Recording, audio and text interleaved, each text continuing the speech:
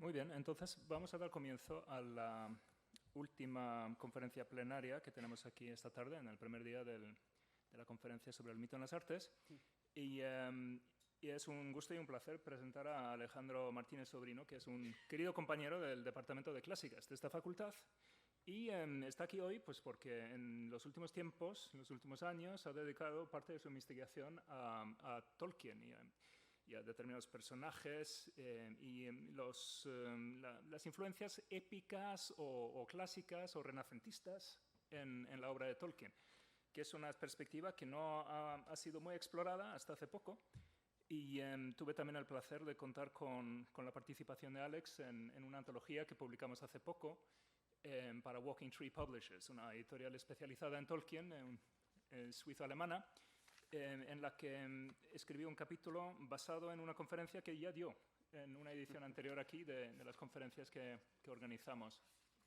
Este capítulo sobre Boromir en concreto. Bueno, pues Alejandro Martínez Sobrino es profesor adjunto del área de Filología Latina del Departamento de Estudios Clásicos de aquí, de esta universidad.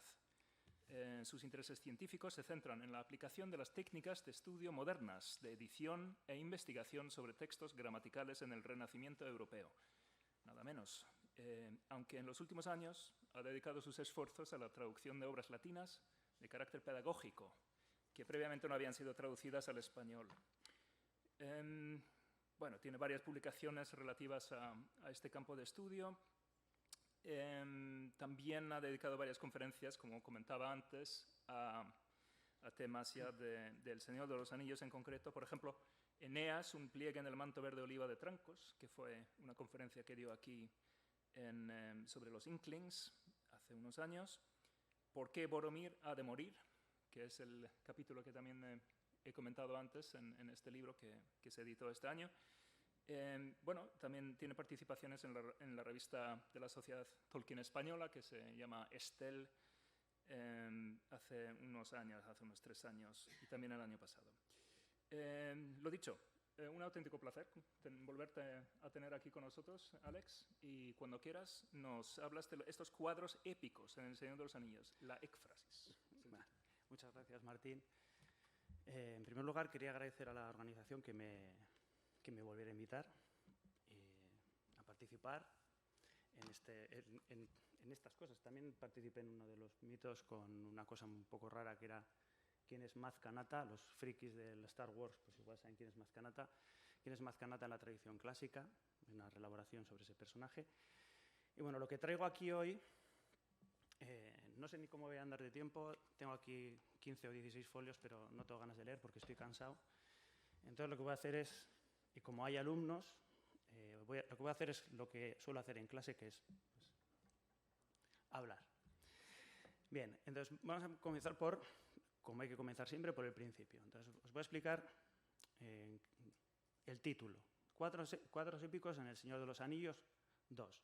Bueno, la primera parte entiendo que lo entendéis, que se entiende perfectamente, ¿no? Cuadros épicos, bueno, tiene que ver con la epopeya, con cosas de guerra, de héroes, de muertes, que nos vincula con la charla anterior y con lo que se ha visto esta mañana también. Con lo de cuadros, pues será imágenes, escenas, algo así tiene que ser. El Señor de los Anillos, pues se trata la obra. Y lo de 2 tiene que ver porque di una charla también hace un tiempo por intermediación de Martín. Y aquí ya se tituló Cuadros épicos en El Señor de los Anillos 1, y aquí ya trataba la aristía, ¿no? La aristía, el combate individual de 2 héroes que se enfrentan para ver quién es el mejor. Bueno, pues hoy lo que traigo es una evolución, bueno, no una evolución, sino la segunda parte, que sería la ekfrasis. Bien. ¿Qué es importante tener en cuenta aquí? Ahí tenéis 2 citas, una en italiano sobre el nacimiento del héroe Aquiles, Odiseo y Eneas, Odiseo Ulises, para quien no lo conozca, los orígenes de la cultura occidental. Y lo traigo aquí por una cuestión muy sencilla, porque ahí señala, cuando habla por primera vez de la Odisea, para los que no sepáis, pues la Ilíada es el texto más antiguo y la Odisea sería el segundo más antiguo, de los 2 del mismo autor, pero, bueno, en principio del mismo autor, pero no tratan, aunque abarcan la historia de la guerra de Troya, son textos orales y en principio no pueden hacer cosas como la intertextualidad, pero no llega a ser cierto esto, que es lo que viene a decir el profesor Paduano ahí. Dice, una vez que ha compuesto Homero la Ilíada, cuando compone la Odisea va a coger elementos, es decir, ya tiene un humus, una tierra a partir de la cual tomar elementos para crear ese segundo poema, lo que sea. Y a partir de ahí es toda la tradición literaria universal. ¿De acuerdo? A partir de ese momento. No se puede hablar de una obra sin referirse, sin querer, a otras obras anteriores. ¿Vale?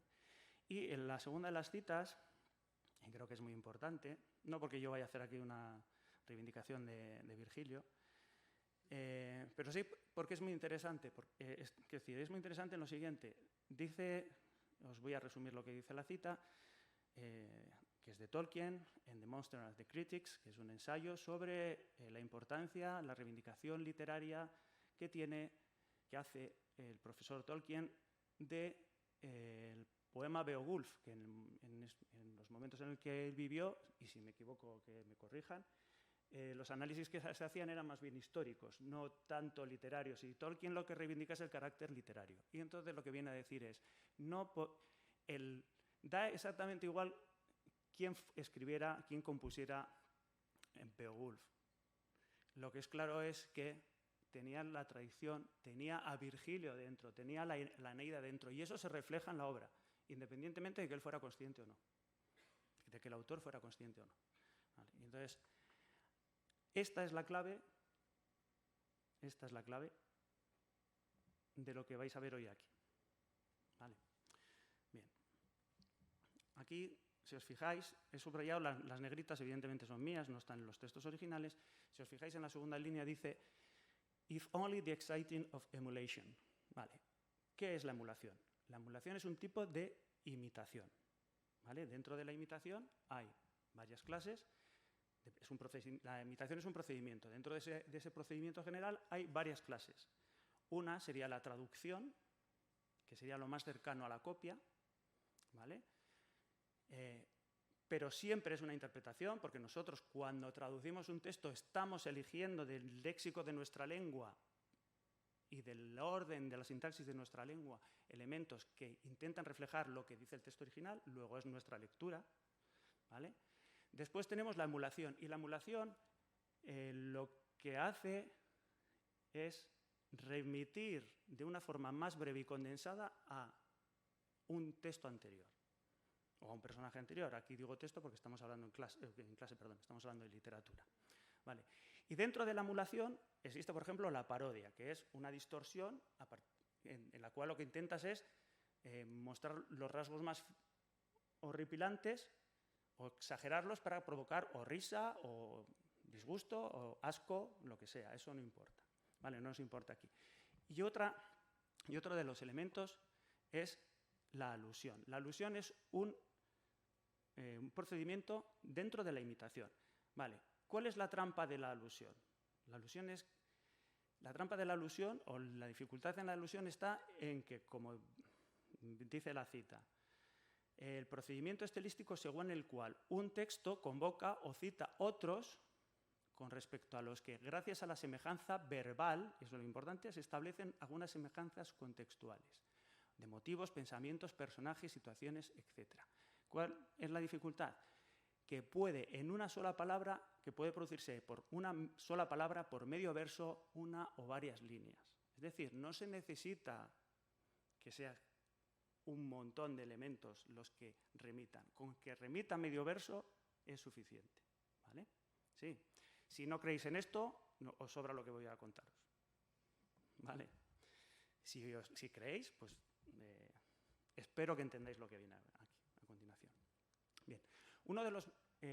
La alusión no tiene un elemento o una figura retórica exclusiva. ¿Vale? La imitación se puede producir utilizando cualquier recurso estilístico. Y el que vamos a ver aquí es la ékfrasis. ¿Y qué es la ékfrasis? Bien, La éfrasis, y esto está tomado del Buscón, del diccionario de la Real Academia Española, dice del latín éfrasis y del griego ekphrasis o ekphrasis. Vale, la primera acepción es descripción precisa y detallada de un objeto artístico. Nos tenemos que quedar con eso, ¿eh? Y después la segunda, que viene derivada de la primera, sería figura consistente en la descripción minuciosa de algo. Claro, eso no sé si nos dice mucho o poco.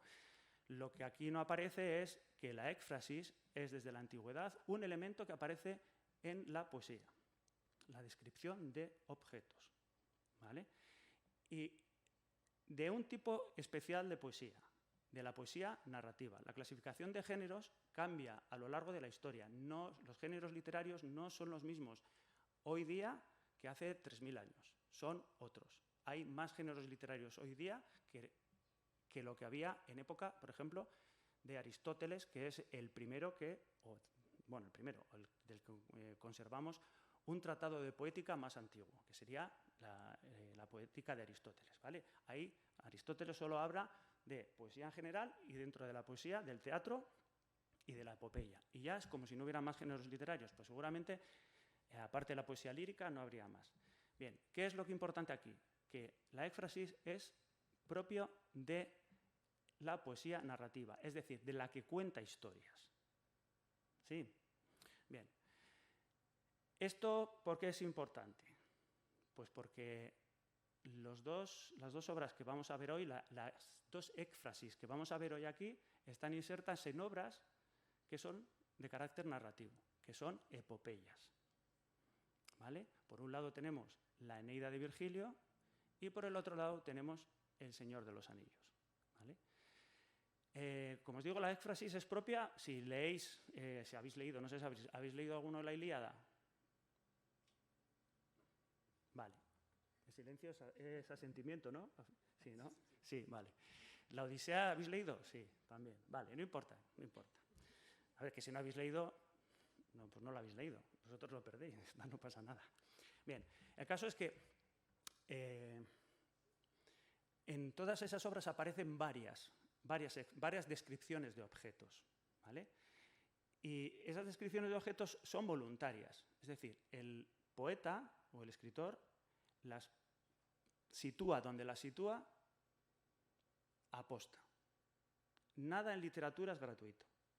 Nada en literatura es gratuito. Todo tiene una intención. Luego otra cosa es que tú como lector la entiendas o no. Eso ya es distinto. Pero eso no es problema del poeta, eso es problema del lector. ¿Vale? Entonces, esas éfrasis, esas descripciones de objetos, tienen que tener una función dentro de la obra. Así lo entendían los antiguos, que es lo que viene a decir la cita, y así se entiende en parte hoy día. ¿Vale? Bien. Hasta aquí bien, ¿no? Sí. Vale. Bien. Aquí tenéis dos textos. El primer texto es en latín, la éfrasis de los murales que aparecen en el templo de Juno, en Cartago, cuando llega Eneas a Cartago. Ahora os explico el contexto de esa historia. Y lo que tenéis eso es lo que está, creo que es a vuestra derecha, que está aquí a mi izquierda, y lo que tenéis en el otro lado, porque ahora me he liado, sí, a la izquierda, es la traducción del texto, ¿vale? Bien, os voy a contar un poco la historia. Eneas es un guerrero que huye con los supervivientes de la guerra de Troya, huye a fundar una ciudad, que esa ciudad va a ser Roma, ¿vale? Pero no va a ser tan fácil, no es que cojan el barco, como en la película Éxodo, ¿no? Que salen de Egipto y los llevan en barco, los plantan en Israel y ya está. No, no es así, ahí pasan un montón de aventuras, ¿vale? Se recorren todo el océano, iba a decir, se recorren todo el Mediterráneo y 7 años después de estar dando vueltas por el Mediterráneo, hay una tormenta y así comienza la Eneida, ¿vale? Hay una tormenta en la cual varios de los barcos se pierden, Eneas pierde esos barcos, y otros llegan a la costa. A una costa para ellos desconocida, no saben dónde están, ¿vale? Entonces, cuando llegan allí, y eso es el libro primero de la Eneida, que es de donde está la éfrasis que vamos a tratar hoy, y solo os voy a aburrir con ese episodio, ¿vale? Solo vamos a ver la contextualización de esa éfrasis. Cuando llegan allí, Eneas, como buen general, como buen líder, está preocupado por la suerte de sus conciudadanos, ¿vale? Y entonces llega a tierra y sale en una expedición. Parece que la tierra que ha llegado va a ser favorable, porque lo primero que hace según está paseando por las playas es ver 7 ciervos a los que mata, ¿vale? Eso es un buen augurio. ¿Y por qué? Porque puede llevar alimento a los supervivientes. Entre los supervivientes hay niños y mujeres también, ¿eh? No solo van guerreros, ¿eh? Bien. Pero él está preocupado porque, claro, no sabe dónde ha llegado. Entonces, a la mañana siguiente, con uno de sus generales, con Ácates, sale a explorar los alrededores de las playas en las que se encuentra. Bien. En ese camino se encuentra con su madre, que su madre no es cualquiera. Su madre es una diosa. Y si todas son guapas, esta es la más guapa, porque es Venus. Su madre no es, les digo cuál, su madre no es cualquiera. Bien, su madre aparece disfrazada, transmutada, como Diana, que Diana es otra diosa, ¿vale? Y entonces lo que le dice es ¿en qué territorio está? Estás en la tierra de Cartago. Y allí enfrente hay una ciudad que se está construyendo. Y la jefa, la dux, la generala, la reina, ¿vale?, es Dido, que es una fenicia viuda que ha huido con aquellos que la apoyan de Tiro, donde su hermano Pigmalión ha matado a su marido Siqueo y así él se ha hecho rey y ella ha tenido que salir. Luego están emparejados, tanto Eneas como Dido. Y entonces, ¿qué va a hacer Venus? Pues le va a envolver a Ácates y a Eneas en una nube y les va a permitir que lleguen a Cartago, ¿vale? Y atraviesan Cartago y se plantan delante del templo de la diosa Juno. Y en ese templo, en los murales, hay las escenas que tenéis ahí. Hay escenas de la guerra de Troya. Unas escenas de la guerra de Troya en la que aparecen asesinatos. Asesinatos por parte de Aquiles, ¿vale? Del cruel Aquiles. Creo que está marcado ahí en negrita. Sí, en la traducción dice aquí. Vamos a ver si lo veis. ¿Se ve, no? Sí, vale. De los muros de Ilión, el duro Aquiles, ¿vale? A Héctor 3 veces arrastrara en torno de los muros de Ilión el duro Aquiles. Bueno, aquí no os voy a relatar toda la historia de la caída de Troya, ¿vale? Porque lo que importa es esto. Bien, entonces, ¿qué ocurre? Que Eneas ve esos murales y dice, tierra de promisión. Estos se van a compadecer. Eso es una de las cosas que dice. Otra cosa que dice es, qué famosa ha sido la desgracia de mi ciudad, que apenas 7 años después de haber caído, ya está reflejada en el templo de la diosa más poderosa, porque Juno es la esposa de Júpiter, ¿vale? Y entonces él, como pone, a ver dónde está, se echa a llorar, se conmueve y se echa a llorar, ¿vale? Bien. Hasta aquí se entiende, ¿no? Perfecto, vale. Bueno, pues ¿qué ocurre? Que nosotros estamos leyendo esa descripción de ese objeto a través de los ojos de un personaje. Y eso hace que nosotros, por un lado, sintamos algo hacia ese personaje, pero por el otro lado, que veamos el texto a través de otra persona.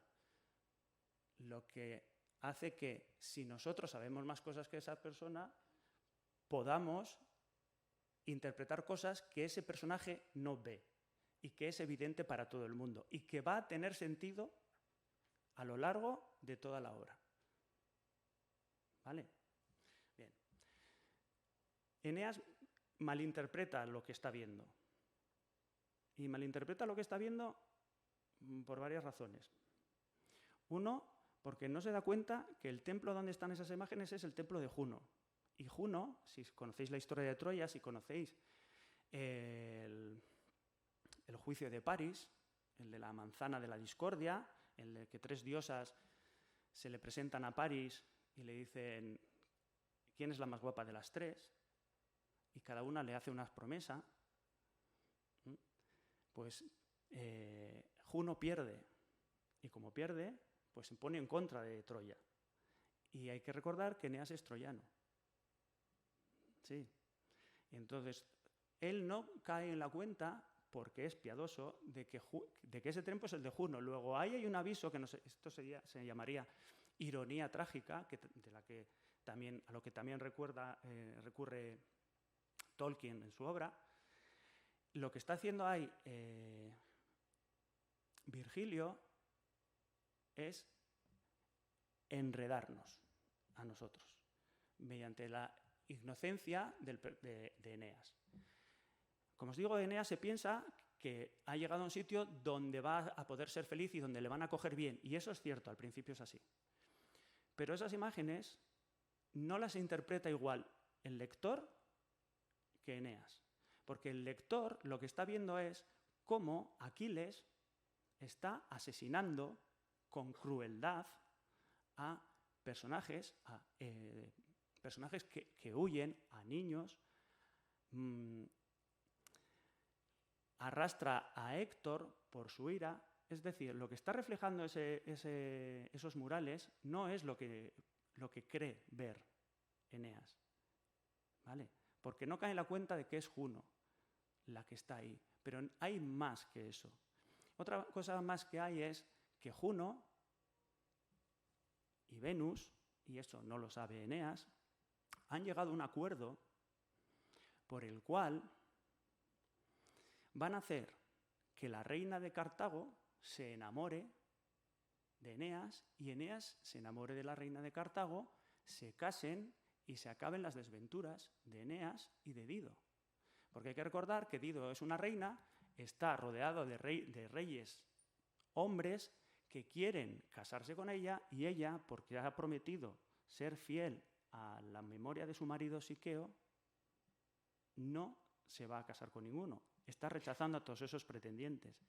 Y entonces Juno, que es la protectora de la ciudad, y por eso es el templo de Juno, como no quiere que se funde Roma, lo que va a hacer es aliarse con Venus, que quiere que su hijo encuentre la paz, ¿vale?, en un matrimonio legal. Y Juno, no por casualidad, es la diosa de los matrimonios. Y es la diosa de las mujeres, es la protectora de las mujeres, en especial de las mujeres que tienen una alta clase social, que son madres y que están casadas legalmente, ¿vale? Y no solo eso, sino que es la diosa de los partos. De los partos, no de los guerreros de Partia, sino de los partos, ¿vale? Y Venus, por su parte, ¿de qué será diosa Venus? Del amor. Es la diosa del amor, pero no de cualquier amor.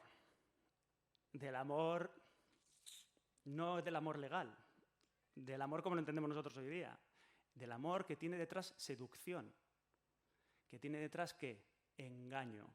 Y por eso, uno de los motes está mal dicho, uno de los epítetos de Venus, es la tejedora de engaños. Y es lo que está haciendo aquí, ¿vale? Pero todo eso Eneas no lo ve, no lo puede ver. Nosotros lo sabemos, pero Eneas no se da cuenta. Vale. ¿Hasta aquí está claro? Vale, pues ahora quiero que os fijéis en este final. Este de aquí. Dice, de los muros de Leontata, y vende ya por oro el cuerpo exangüe, torturado gemido lanza Eneas de íntima angustia al ver esos despojos, los despojos del cuerpo de Héctor, ¿vale? el carro, el cuerpo del amigo. Y Príamo es el padre de Héctor, ¿vale?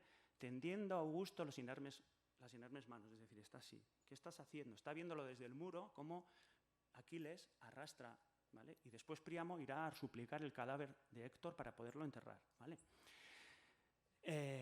Dice, vese luego a sí mismo, es decir, Eneas se ve a sí mismo combatiendo, ¿vale? En recias justas, trabado con los príncipes aquivos. Los aquivos son los aqueos, que es el sinónimo de los griegos, ¿vale? Hay un salto y pone, Pentesilea aparece lanzando a la batalla a sus amazonas de broquel lunado.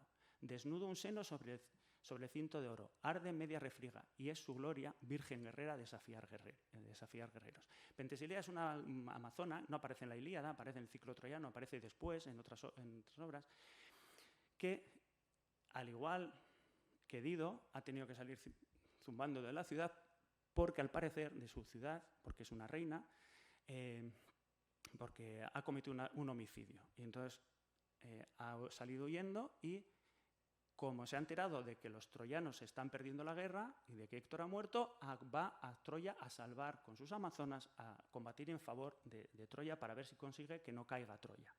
Vale. ¿Qué sucede? Como es mujer y como es descendiente de Artemisa, es, ¿cómo se dice? No sacerdotisa, pero es fiel de Artemisa. Y Artemisa es Diana, ¿vale? Artemisa es, la equivalente latina es Diana, que es una diosa cazadora, ¿vale? Que también es protectora de las mujeres en los partos, ¿vale?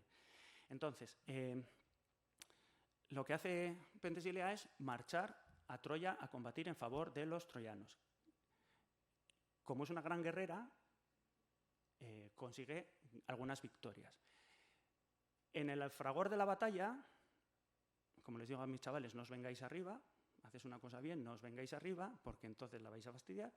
¿Qué hace? Pues como está viendo que es superior a los griegos a los que se está enfrentando, ve a Ajax y a Aquiles y les reta un duelo.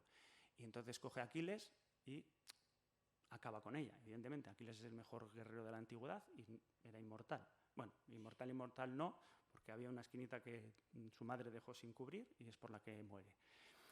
¿Qué sucede? Que Pentesilea era tan hermosa que cuando la mata Aquiles y se acerca a coger los despojos del cuerpo, se enamora de ella. Cosas, ¿eh? Eso lo tiene consecuencias, ¿vale? Pero esas no nos interesan. Lo que importa aquí es que Aquiles, cuando mata a Pentesilea, se enamora de ella. ¿Vale? Bien. Ya no sabes por dónde voy, ¿no? Vale. Ellos ya sé que no. Bien.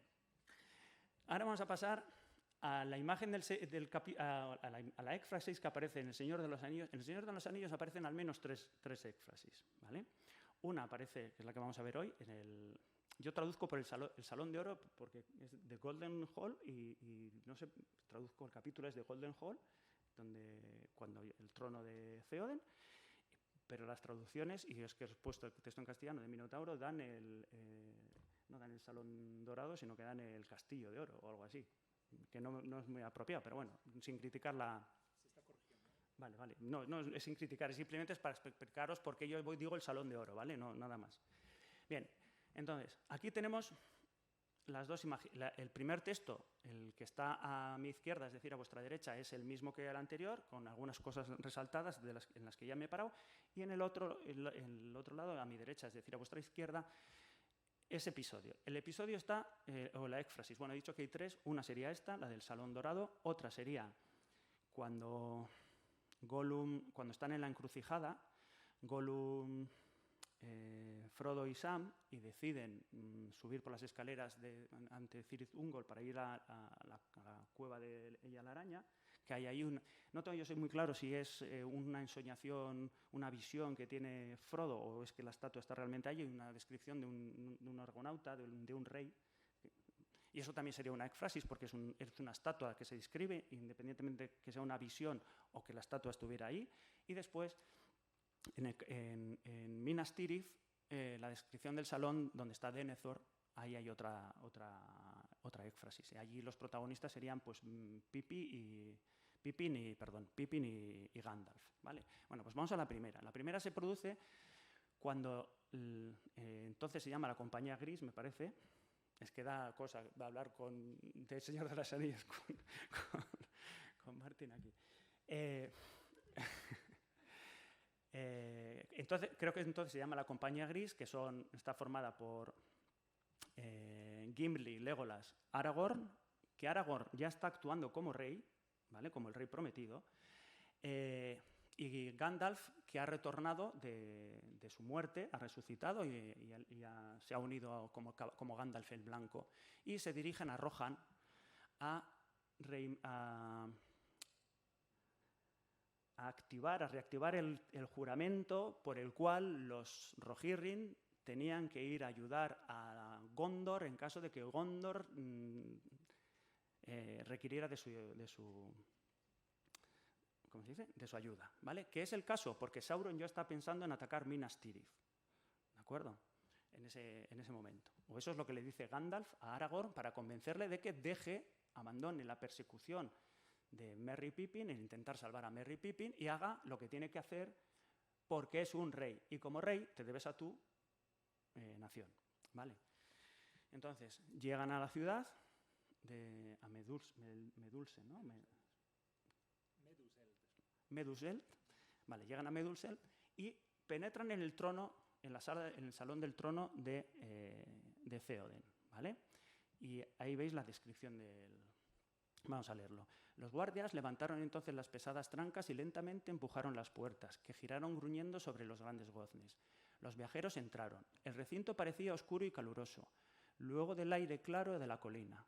Era una habitación larga y ancha, poblada de sombras y medias luces. Unos pilares poderosos sostenían una bóveda elevada. Vale, hasta ahí. Aquí y allá, los brillantes rayos del sol caían en haces titilantes desde las ventanas del este bajo los profundos aledizos. Es decir, que nos está señalando un lugar. Imaginaos que hay ventanas y ya la luz no es una luz diáfana, sino que está señalando. Entráis en una habitación oscura y la luz del sol entra y señala algo, ¿vale? Por la lumbrera del techo, más allá de las ligeras volutas de humo, se veía el cielo, pálido y azul. Cuando los ojos de los viajeros se acostumbraron a la oscuridad, observaron que el suelo era de grandes losas multicolores y que en él se entrelazaban unas runas. Las runas ya sabéis qué son escritura, ¿vale? Ramificadas y unos extraños emblemas, unos extraños símbolos que normalmente tienen dibujos, ¿vale? Veían ahora que los pilares estaban profusamente tallados. Hay unas tallas. No las describe, no tiene por qué. No tiene por qué. Pero claro, el que no las describa da importancia a la talla que va a describir. La resalta por contraste. Y que el oro y unos colores apenas visibles brillaban débilmente en la penumbra. De las paredes colgaban numerosos tapices. Y los tapices cuentan historias. Los tapices tienen imágenes narrativas. ¿Vale? Si tienen un caballo rampante, es decir, como el símbolo de Ferrari, eso cuenta una historia, ¿de acuerdo? Y entre uno y otro desfilaban figuras de antiguas leyendas. No las describe, pero ya nos está diciendo, ahí hay narración. Las leyendas son las cosas que hay que recoger, que hay que leer obligatoriamente. Por eso son leyendas, ¿vale? Si no serían lecturas, no leyendas. Eso para que estudiéis latín, ¿vale? La leyenda es obligatorio saberla. Por eso tiene ND, ¿vale? Para saber, que ha de saberse. Si no sería lectura, como os digo, ¿vale? Me estoy volviendo como Tolkien, un friki de las etimologías. Algunas empalidecidas por los años, otras ocultas en las sombras, pero caía un rayo de sol sobre una de esas formas. Un hombre joven montado en un caballo blanco, un hombre joven montado en un caballo blanco. Soplaba un cuerno grande y los cabellos rubios le flotaban al viento. El caballo tenía la cabeza erguida y los hollares dilatados enrojecidos, como si olfateara a lo lejos la batalla. Un agua espumosa, verde y blanca, corría impetuosa alrededor de las corvas del animal. Vale. Y entonces dice Aragorn, contemplad a Eorl el joven. Así vino del norte la batalla del campo de Celebrant. ¿A qué va Eorl a los campos de Celebrant? A ayudar a los gondorianos. como hace Pentesilea, que va a ayudar a los troyanos. Sí. No solo eso, gracias a esa batalla, Rohan existe, porque el rey les da ese terreno para que funden su reino y le obliga a Eor el joven esto tiene que ver con el feudalismo, a un tratado, un juramento de asistencia, que es el que va a recordarles Gandalf y compañía. Pero si veis, la imagen se para en el final, en la última de las imágenes del templo de Juno. ¿Sí? Vale, y ahora hacemos un salto mágico así, y nos vamos a... ¿Qué personaje aparece inmediatamente después? Éowyn. Aparece Theoden y aparece Éowyn. Los 4 camaradas avanzaron hasta más allá del centro de la sala, donde en el gran hogar chisporroteaba un fuego de leña. Entonces se detuvieron. En el extremo opuesto de la sala, frente a las puertas, mirando al norte, había un estrado de 3 escalones y en el centro, perdón, me he comido la C, y en el centro del estrado se alzaba un trono de oro. En él estaba sentado un hombre, tan encorvado por el paso de los años que casi parecía un enano. Los cabellos blancos, largos y espesos le caían en grandes trenzas. No me interesa lo que había ahí. Detrás del trono, de pie, había una mujer vestida de blanco. Es Éowyn. ¿Sí? Vamos al otro texto, que es la continuación de lo anterior que hemos visto. Eneas y Ácates siguen dentro de la nube, ¿vale? Y entonces aparece Dido alrededor del templo. Dido no sabe que están allí, porque están ocultos, ¿vale? Por la nube que ha hecho su madre, la madre de Eneas, ¿vale? Y entonces Eneas ve acercarse a Dido.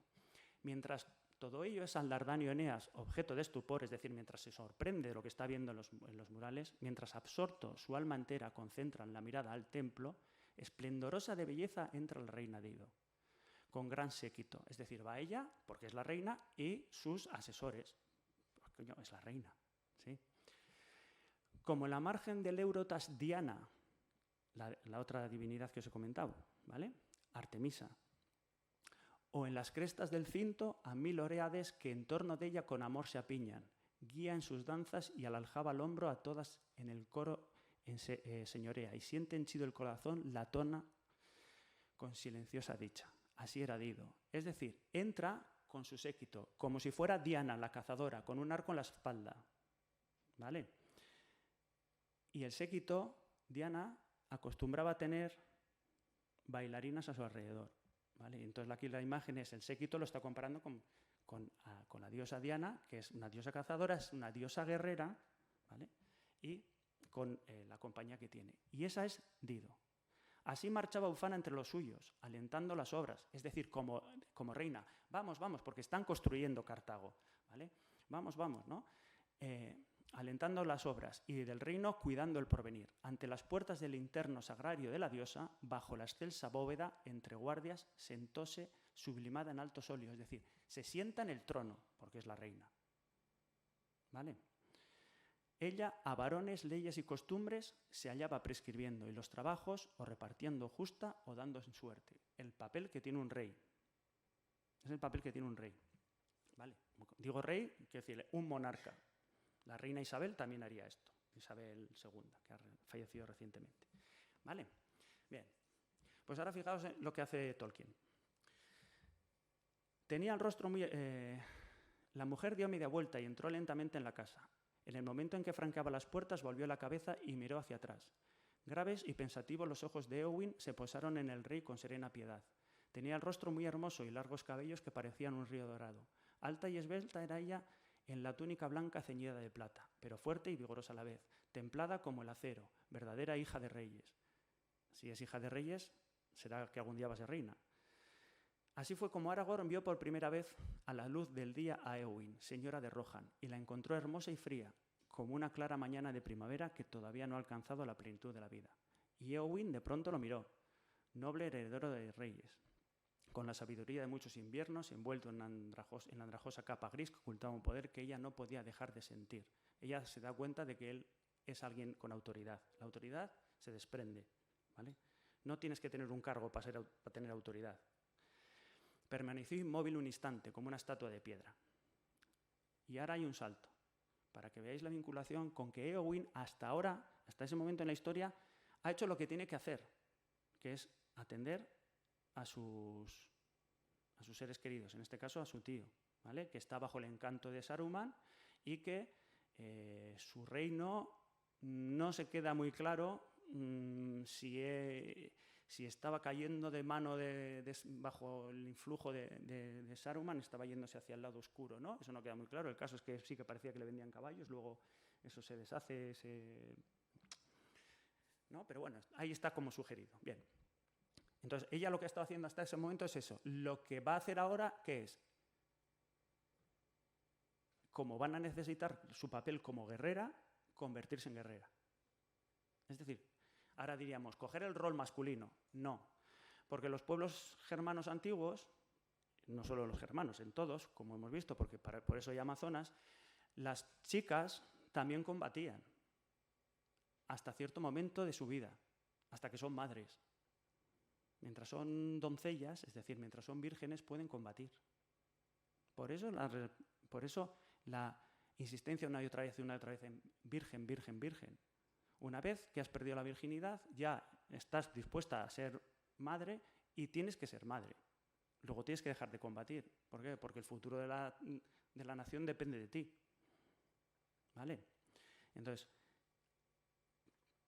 aquí lo que tenemos es eso. El rey bajó entonces la escalera. Esto es cuando se despide, cuando Aragorn, Gimli y Legolas van a marchar, ¿vale? Bueno, no solo ellos, los demás también, pero es cuando van a marchar. Y entonces dice, allá en lo alto de la escalera, se gira Aragorn, y dice, allá en lo alto de la escalera de pie, sola delante de las puertas estaba Éowyn, las manos apoyadas en la empuñadura de la espada clavada ante ella en el suelo, ataviada ya con la cota de malla, resplandecía como la plata a la luz del sol. Es decir, ya es soldado. Es la parte que ella quería ser. Quería defender a los suyos en el campo de batalla. Porque, como se ha señalado no en la conferencia previa, sino en la anterior, los personajes femeninos de Tolkien son más complicados, más complejos de lo que puede parecer a primera vista, ¿vale? Bien. Pues ahí está la vinculación. Uy, perdón, esto es otra cosa. Entonces, ¿qué es lo que tenemos aquí? Lo que está haciendo Tolkien en esta éfrasis es remitir a la éfrasis de la Eneida, ¿vale? Para que veamos cómo algo similar a lo que ocurre con la historia de amor entre Dido y Eneas va a ocurrir entre Aragorn y Éowyn. La historia de amor entre Aragorn y Éowyn no se lleva a cabo, no ocurre. Entre Dido y Eneas sí. Pero ¿qué sucede? Que como no se van a casar legalmente y Eneas tiene una obligación superior que es fundar una ciudad, y así se lo recuerdan los dioses, porque está predestinado, abandona a Dido después de acostarse con ella. Y ella, como es reina y ha roto su voto, no puede soportar, no solo que amara a Eneas, que lo amaba, no puede soportar la vergüenza y el haber fallado a su nación y se suicida. Claro, eso Tolkien no puede hacer, porque Tolkien tiene otra tradición detrás y tiene otra forma de pensar detrás y tiene otros objetivos detrás, distintos a los que tenía Virgilio. Pero sí que puede remitir a esa obra, sí que puede utilizar esa historia de amor. Y entonces aquí me diréis, pues Eneas no estaba enamorado de Dido, se aprovecha de ella. Bueno, hay autores que dicen que se aprovecha de ella y hay otros autores que dicen, y cuando digo esto es la interpretación de los textos. Yo personalmente creo que sí le ama. Lo que ocurre es que él ama más su deber. Su deber. Y su deber es fundar una nueva ciudad, se lo han dicho los dioses. Y de hecho se lo recuerdan. Si no lo vas a hacer por ti, que entendemos que tú te quieras quedar aquí con una reina hermosa, relativamente joven y poderosa, de una nación que va a ser la que se enfrente a Roma unos siglos después, por el poderío naval. Y esto nos vincularía con las películas que hemos estado viendo ahora atrás, con ahí se me ha ido el santo al cielo. Los dioses le dicen, es entendible que te quieras quedar aquí, que estés cansado de tantos varapalos que te estás llevando, pero es que ves a tu hijo, pues hazlo por él. Y entonces él, por amor a su hijo, lo hace. Y es verdad que lo que hace es un poco deshonroso, es como lo hace. Coge, deja una nota, ahora le mandaría un WhatsApp y se va. Ella lo descubre y entonces, ante el deshonor y el desamor, pues se suicida. Eso no lo puede hacer Tolkien. Y Tolkien no puede permitir que Aragorn se enamore de Éowyn, aunque pueda permitirse el lujo de que Éowyn se enamore de Aragorn, pero no al revés. Primero, porque Aragorn representa un tipo de caballero medieval, el que tiene su dama, el amor a una dama, pues como Don Quijote Dulcinea, pues lo mismo. Tiene a Arwen, de la que está enamorado realmente. Evidentemente no puede evitar la tentación de que hay una chica guapa delante, pero, y aquí viene la moral católica, no va a consumar, no va a aprovecharse del amor que siente por Éowyn por él, y el que él pueda sentir mayor o menor por Éowyn. Y lo que hace es compadecerse de que él, conocedor de la situación, no va a llevar a cabo eso. ¿Vale? Después Tolkien compensará a Éowyn casándole con Faramir, ¿no? Al final y siendo felices y comiendo perdices, etcétera, etcétera. Esto ya es otra historia, ¿vale? Bueno, pues esto es lo que está anunciado aquí, con esta talla. Y esto es lo que hace Tolkien aposta, ¿vale? Pero no solo hace eso, hace más. Y con esto terminamos. Se vincula a la tradición de epopeyas en las que hay una historia de amor desgraciada. Y la primera es esta de aquí, de Apolonio de Rodas, las Argonáuticas. Y aquí es la historia de amor de Jasón, que va por el Vellocino de Oro, conoce a Medea. Medea es la hija del rey Eetes, de la Cólquide. Medea traiciona a su padre y a su familia porque se ha enamorado de Jasón. Jasón consigue el Vellocino de Oro, vuelven a Grecia, la deja embarazada, tienen 2 hijos, terminan en una ciudad en la cual el rey le pide a Jasón que se case con su hija.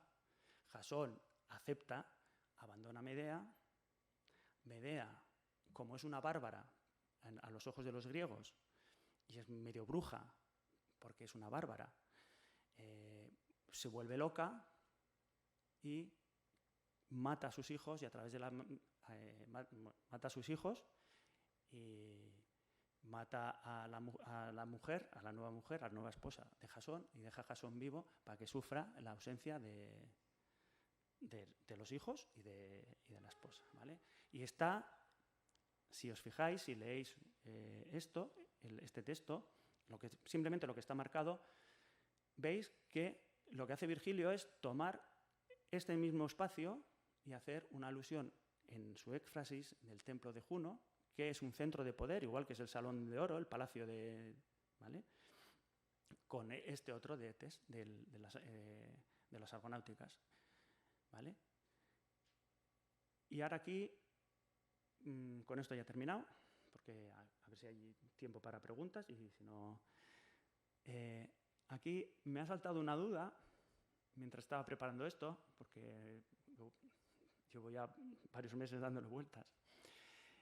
Y es que como hay unos reyes que se llaman los argonautas, o unas estatuas de reyes, en El Señor de los Anillos, no sé hasta qué punto, no digo que la historia de amor de Aragorn y Éowyn esté tomada de aquí, de las Argonáuticas, creo que lo está tomado de la Eneida, eso es evidente, y si luego hacéis preguntas os los desgrano más, y si no, pues para otro año tengo para otra charla. Al ser los argonautas, pues hasta qué punto hay una vinculación ahí con ese mito. Bueno, esto era lo que os quería contar. Vale. a ver, vale. Esto sería la conclusión. Quien cita y repite valora lo repetido, no calcando sino recalcando, y tal vez manifiesta con tenacidad que llega a ser emotiva una voluntad de continuidad. ¿Vale? Eso es lo que hace Tolkien. Eso es lo que hace cualquier escritor. ¿Vale? Yo aquí lo reutilizo para Tolkien, pero es lo que hace cualquier escritor. Y el otro texto es el que hemos visto al principio. Esto serían las lecturas y no os voy a desvelar más porque tengo algunas otras, pero las quiero utilizar más tarde, si es que hay posibilidad. Bueno, muchas gracias.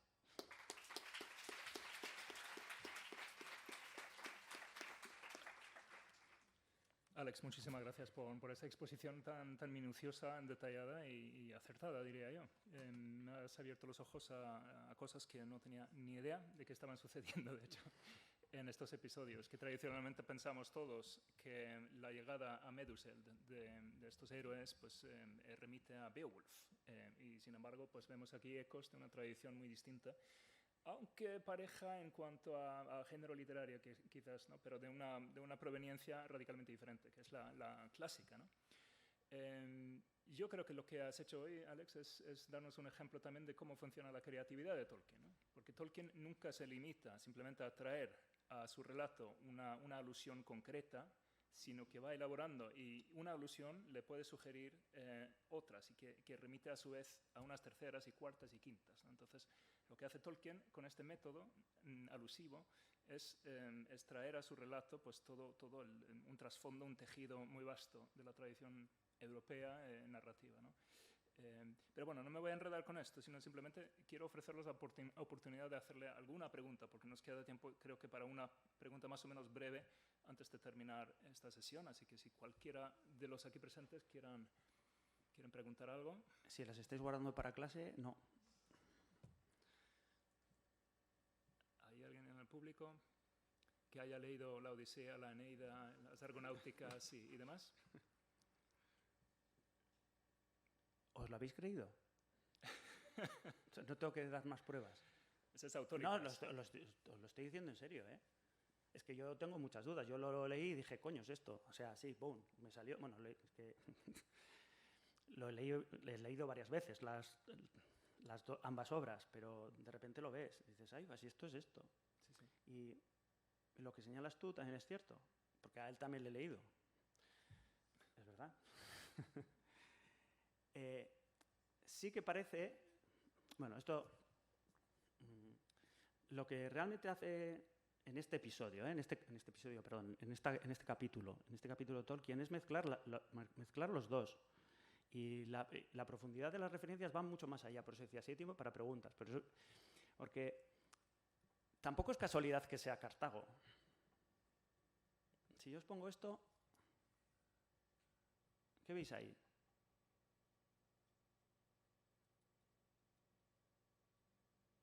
Monedas cartaginesas, ¿qué veis? Caballos. Bueno, pues Cartago es el reino del caballo. Es decir, que la misma historia, la misma tradición le está dando la clave, ¿vale? A Tolkien.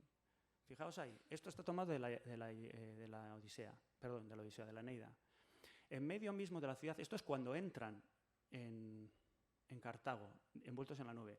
En medio mismo de la ciudad había una arboleda de sombra exuberante, donde los fenicios, al arribar, los fenicios no son los cartagineses, ¿vale? Al arribar, lanzados por las olas y los vientos, desenterraron el símbolo que Juno, la regia inspiradora, les había predicho, la cabeza de un brioso caballo.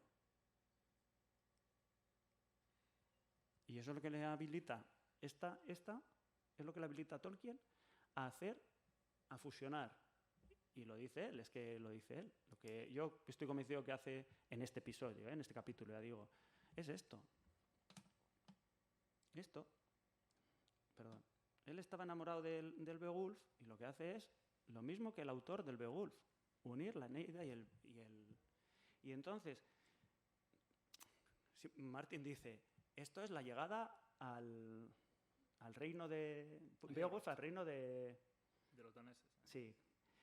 Y lo veis, y comparáis las lecturas de los dos, y la secuenciación de escenas se corresponde. Porque cuando llegan al reino del rey de los daneses, primero pasan una puerta, luego otra. Eso no está en la Eneida, porque en la Eneida va envueltos en una nube. Y entonces se enfrentan, abre la barrera, abre no sé qué, y va intercalando Tolkien las dos cosas. Lo que está haciendo en ese episodio es mezclar el Beowulf y estos versos del libro 1 de la Eneida. ¿Qué ocurre? Que el libro 1 de la Eneida es de los que menos se leen de la Eneida, porque normalmente se leen el libro 2, que es la caída de Troya, el libro 4, porque es la tragedia de Dido y queda súper chulo, el libro 6, que es el descenso al infierno, ¿entendéis? No se leen los 12 libros por igual, pero Tolkien pues lo conocía de pe a pa y lo utiliza. Sí. Bueno, pues esto es la tradición, cómo funciona. Esto es proyección. Ahora voy a hacer un poco de propaganda. Esto es literatura clásica y su proyección en la literatura europea. Esto es proyección. Sí.